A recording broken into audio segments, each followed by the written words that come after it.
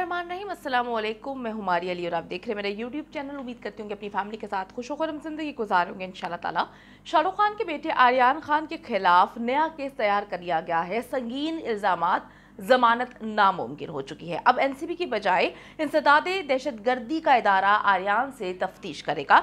आर्यन को दोबारा गिरफ्तार करने की तैयारी भी मुकम्मल कर ली गई, जबकि वकला की टीम जो है इस वक्त सर जोड़कर बैठी हुई है। अब आर्यन अंदर गया तो मुश्किल ही उसको जमानत मिल सकेगी। तहलका खेज इंकशाफात आज की वीडियो में हम डिस्कस करेंगे। वीडियो को आखिर तक जरूर देखिएगा। अगर आपको लगता है कि आपको मेरा यूट्यूब चैनल सब्सक्राइब करना चाहिए तो वो भी जरूर करें, ताकि जितनी वीडियोस आप लोगों के अवेयरनेस के लिए बनाती हूँ आपको बर वक्त मिलती रहे। शाहरुख खान के बेटे आर्यन खान की मुश्किलात जो है वो दिन ब दिन बढ़ती ही जा रही है। ऐसा लग रहा था कि जब वो जेल से बाहर आएंगे तो उनकी मुश्किलात जो है वो कम हो जाएंगी, लेकिन जेल से रिहाई तो मिल चुकी है, मगर अभी भी बहुत सारे इम्तिहान ऐसे हैं जिनको देना बाकी है। शाहरुख खान और आर्यन के लिए बेशुमार मुश्किलात जो है इस वक्त इंतजार कर रही हैं।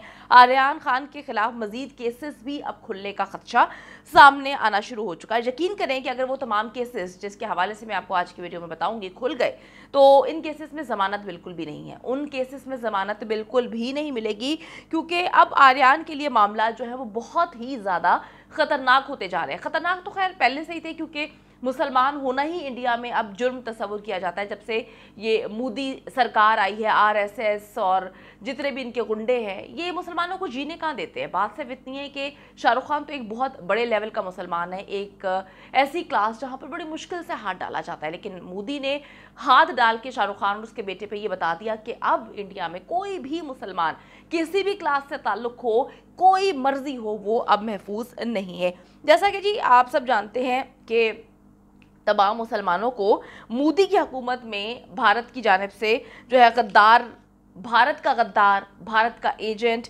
और ये तमाम चीज़ें अब आर्यन के साथ जुड़ने लगी हैं। ये सारी चीज़ें मुसलमानों के साथ जोड़ी जाती हैं कि जी वो एजेंट है, वो गद्दार है, वो दूसरे मुल्क से मिला हुआ है। अब मैं आपको बताती चलूँ, आपने बड़े गौर से बात सुनी है कि इससे पहले तो एनसीबी जो है वो तहकीकात कर रही थी आर्यन खान के साथ। मनशियात का इदारा है, इंसदाद मनशियात है, वहाँ पर जो है ये इदारा बनाया गया है कि अगर मनशियात किसी से बरामद होती है, कोई सप्लाई कर रहा है, कोई उसकी डीलिंग कर रहा है, तो ये इदारा जो है एंटी नार्कोटिक्स जो है वो उसको देखा करता था। अब एनसीबी ने एनआईए से हाथ मिला लिया है। एनआईए जो है भारत की एक एजेंसी है, नेशनल इन्वेस्टिगेशन एजेंसी।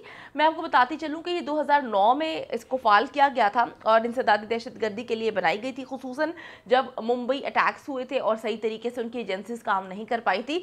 तब उन्होंने ये सोचा था कि हमारी तमाम एजेंसीज जो है वो नाकाम हो चुकी हैं, तो गवर्नमेंट ने नेशनल इन्वेस्टिगेशन एजेंसी एनआईए जो है वो बनाया था। अब आर्यन के केस की तहकीकात जो है एनआईए करने जा रही है। बहुत बड़ा इंकशाफ है, ये बहुत बड़ा इंकशाफ है कि इंसदादे दहशतगर्दी जो है उसके जुमरे में थोड़ी आता है आर्यन खान का केस। आर्यन खान के पास से कहा जाता है कि मनशियात निकली है, लेकिन अदालत तो इस बात को एक्सेप्ट कर चुकी है कि मनशियात तो आर्यन के पास से निकली ही नहीं है। तो ये क्या केस है, ये कौन सा केस थोपने की तैयारी की जा रही है।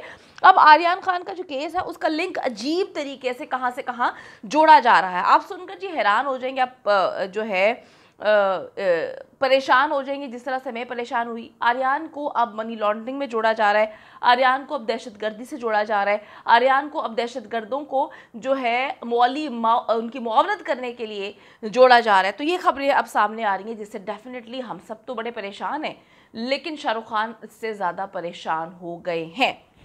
इसके अलावा जो तशवीशनाक बात यह है कि कैसे मुसलमानों के खिलाफ, खुसूसन शाहरुख खान और उनके बेटे के खिलाफ ये लोग इस हद तक गिर चुके हैं, इनको समझ ही नहीं आ रही कि ये सेकुलर होने का दावा करते हैं, लेकिन मोदी की हुकूमत ने जो बेगैरती और बेशर्मी इस वक्त ढाई हुई है वो कोई तस्वुर भी नहीं कर सकता। आर्यन को दहशतगर्दी में इस्तेमाल होने वाली जो फंडिंग है उसके साथ भी जोड़ा जा रहा है।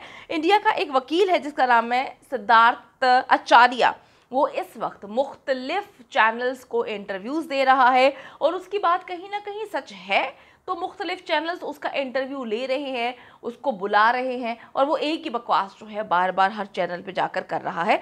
वो बोल रहा है कि जी आर्यन का मामला अब एनआईए के सुपुर्द कर दिया गया है, एनआईए इस केस की तहकीकात करेगी और जो वकील है वो ये कहता है कि आर्यन को किसी भी वक्त कस्टडी में भी लिया जा सकता है एनआईए की जानिब से।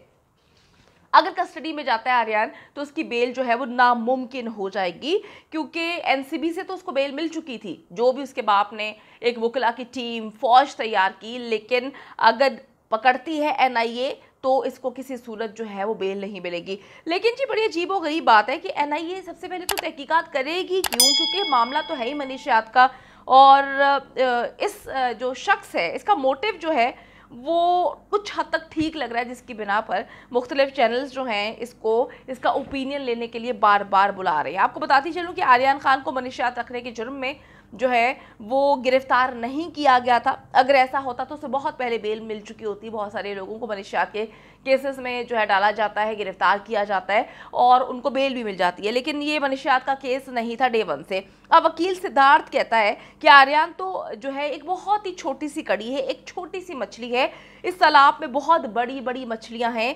इसका साफ इशारा शाहरुख खान को फंसाने की तरफ है। वो यही कहने की कोशिश कर रहा है कि शाहरुख खान को जो है मुसलसल फंसाने की कोशिश की जा रही है, और ये एक छोटी सी कड़ी थी जो शाहरुख खान को बेटे की सूरत में दिखाई गई कि हम उसके बेटे के साथ क्या कर सकते हैं। अब आगे आगे देखिए होता है क्या। वो कहता है कि बॉलीवुड में जितना पैसा इस्तेमाल किया जाता है वो पैसा काला पैसा होता है और इसे वाइट कर दिया जाता है। यही पैसा दहशतगर्दी के लिए भी इस्तेमाल किया जाता है। उसकी जानिब से कहा गया कि मनीषियात से पैसा बरामद होता है और बेशतर गलत तरीकों से जो पैसा बरामद होता है वो बॉलीवुड इंडस्ट्री में आता है और उसको जो है फिर सही तरीके से ब्लैक मनी को वाइट मनी कर दिया जाता है। बॉलीवुड इंडस्ट्री में इसे रेगुलेट किया जाता है, फिर इसे वाइट करके दिखाया जाता है फिल्म्स की सूरत में, और फिर जो पैसा है ये लोग अपने पास रख लेते हैं। इन पैसों से दहशतगर्दी की फंडिंग की जाती है। ये घटिया शख्स जो है बड़ी अजीबोगरीब किस्म की बातें कर रहा है, और इस घटिया शख्स ने जो सबसे घटिया बात की है वो फंडिंग के हवाले से उसने डायरेक्ट बात जो है पाकिस्तान के साथ जोड़ दिया है कि पाकिस्तान के इदारों की फंडिंग जो है की जा रही है। अब आर्यन मनीषियात केस कहाँ से शुरू हुआ है, और उस केस में सिर्फ चैट्स ही लीक हुई हैं। ये उसी तरह से केस को बनाया जा रहा है जैसे आपको याद था कबूतर आया था और कबूतर को इन्होंने जो है पकड़ लिया था, फिर एक गुब्बारा आया था। तो इनका जो दिमाग है ये इसी तरह से नेगेटिविटी में चलता है। जब से मोदी आया है वो कहीं ना कहीं नेगेटिविटी को परवान चढ़ाने के लिए दिन रात कोशा रहता है। कभी झूठे ऑपरेशंस करवाता है, कभी अपने ही बंदे मरवाता है, और अब आर्यन को भी इन्होंने मुकम्मल तौर पर इस तरह से पाकिस्तान के साथ फंडिंग, जो पाकिस्तान के इदारे हैं, एजेंसीज है, उसके साथ फंडिंग जोड़ने की कोशिश कर रहे हैं और आर्यन को इसमें फंसाने की पूरी कोशिश की जा रही है। पहले तो आर्यन को इंटरनेशनल मनीषियात माफिया के साथ जोड़ा जा रहा था, अब साथ साथ जो है शाहरुख खान को भी चीज़ों में शामिल किया जा रहा है। शाहरुख खान के लिए भी प्रॉब्लम्स खड़ी की जा रही है, और ये मीडिया जो है ये शख्स मीडिया में बैठकर उनको कन्विंस करने की कोशिश कर रहा है कि बॉलीवुड में जो पैसा इस वक्त आ रहा है वो मनीषियात की वजह से ही आ रहा है। आप समझदार हैं, आप सबको समझ आ गई होगी एग्जैक्टली कौन किसको कहाँ से फंसा रहा है। बीजेपी कहाँ से फंसा रही है, आरएसएस कहाँ से गंद घोलने की कोशिश कर रही है। इन सब के पीछे अमित शाह है और मोदी जो मास्टरमाइंड है। अब ये तो समझने वाली बात है, ये तो शाहरुख खान को ही समझनी पड़ेगी कि आया उसको मुसलमान होने का अब भी कर्ज अदा करना पड़ रहा है इस स्टेज पे, क्योंकि इतने सालों से बॉलीवुड इंडस्ट्री पे राज करने वाले जो हैं वो मुसलमान ही हैं। तीनों खान्स की मैं बात कर रही हूँ, बड़े आराम से जिंदगी गुजार रहे थे। अचानक से मोदी हुकूमत आने के बाद अब आमिर खान की जो हिंदू बीवी है वो कहती है कि जी हम इंडिया छोड़ के जाना चाहते हैं, हमारी ज़िंदगी यहाँ पर महफूज नहीं है। उसके बाद अब आप देख ले कि किस तरह से सलमान खान पे केसेस चलते रहते हैं, वो तो हैंडल करता है। उसके बाद अब शाहरुख खान के बेटे पे केसेस, शाहरुख खान को फंसाने की कोशिश की जा रही है। तो इन चीज़ों की इन्वेस्टिगेशन कौन करेगा? अगर गवर्नमेंट ही बिकी हुई है, गवर्नमेंट ही गंद घोल रही है, तो फिर चीज़ों को सही कौन करेगा? ये तो आने वाला वक्त ही बताएगा। लेकिन मुसलमानों के लिए वहाँ पर रहना बहुत मुश्किल हो रहा है अगर इसी तरह मुसलमानों के बच्चे ट्रॉमा में जाएंगे, क्योंकि आर्यन खान इस वक्त शदीद ट्रॉमा की सिचुएशन से गुजर रहा है। उसकी तबीयत बिल्कुल भी ठीक नहीं है, नासाज है, और शाहरुख खान अपने बेटे को इन्हीं चीज़ों की वजह से शिफ्ट करने के बारे में सोच रहे हैं। अब देखते हैं कि कहाँ पे वहाँ पर उसको शिफ्ट किया जाता है, क्योंकि अभी यही खबरें आ रही हैं कि मन्नत में वो उसको नहीं रखना चाहते। वो फ्रस्ट्रेशन का शिकार है और उसकी मेंटल हेल्थ बुरी तरह से इस वक्त मुतासर है। डॉक्टर साइकेट्रिस्ट जो है एक बड़ी टीम आर्यन खान का जो है वो इलाज कर रही है। तो शाहरुख खान को समझ आ चुकी है, बाकी लोगों को भी समझना चाहिए कि एग्जैक्टली इस सारे के सारे मामले और गंद के पीछे कौन है। उम्मीद करती हूँ कि वीडियो पसंद आई है। कमेंट सेक्शन में जाके जल्दी से अपनी राय का इजहार करें, वीडियो को ज़्यादा से ज़्यादा शेयर करें, मेरे चैनल को सब्सक्राइब करें। और पाकिस्तान एक खूबसूरत मुल्क है, उस खूबसूरत मुल्क के हवाले से मैंने एक चैनल बनाया है, उसको पिन कर दिया है, लिव लाइक मारिया। जल्दी से जाके उसको भी सब्सक्राइब कर लें।